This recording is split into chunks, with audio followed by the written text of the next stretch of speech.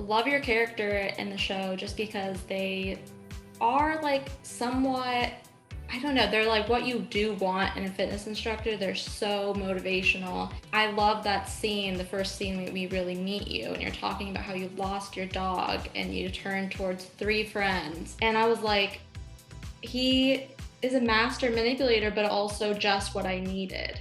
What's your impression of him? And I think that's the genius of Vinnie Green. It's part genuine, part manipulation, you know, like, and it's a very clever tactic to really get into people's emotional world, along with this kind of dynamic personality that's sort of kind of motivating. He brings this kind of serving of compassion and like, and ironically really like shares very personal things about his life. But as the story goes on, you realize, oh, he's actually not really giving anything about who he is personally. But I mean, he is to a point, but there's a lot of stuff that's like left hidden. It's sort of a winning combination, right? When you feel someone's really connecting to you on a personal level and also motivating you in a way to kind of achieve your goals and kind of, or achieve a goal.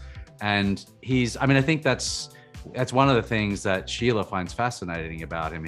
She's like, oh, if you add this element, it's not only is it sort of interesting on a personal level, you know, for her, because she's, as we all are, kind of trying to connect our personal stuff and work through our own personal demons through what we're doing to a certain extent. I think it's a really interesting way to capture people's attention and really, and also it's a classic tactic of a guru, right? To like get followers, that you're like, I understand you and I'm going to open up to you so you can open up to me. It's a genius marketing campaign and also a marketing sort of ploy, but also there is genuinely some of Vinnie in it. So it's kind of confusing and genius. It seems so much like a modern day influencer. You don't realize you're being influenced. That's right. Yeah. Yeah, which is, that's what makes them good, right? You kind of don't realize you're being manipulated, or it's almost subliminal in a way. Yeah, I love that scene too, when he's opening up to people, because suddenly it also makes people emotional. Like he makes people cry in their class, which is very disarming, because then you're like in this vulnerable place where you feel open and feel like you can share. What do you hope people take away from this performance? Like all the characters in this show, and especially Sheila as well, you know, you can try and push your demons down, but you can't run from them.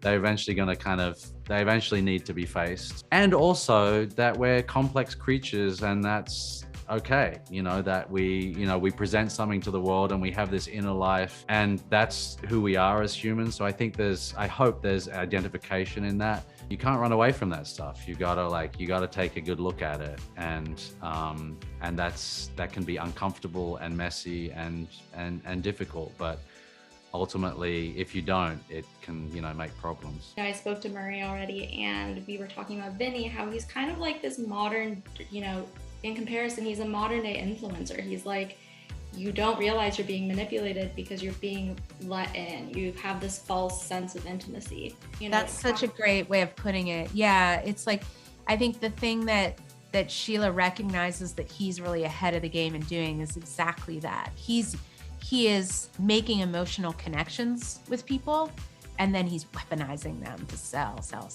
And that's something we see is in pretty common practice today, but at this time was really new and pretty revolutionary. Was that intentional or at all, or no? Yeah, I think those parallels are what we're having a lot of fun with, is sort of looking at these origin stories of things that are common practice today, but we're looking at their origins. Yeah.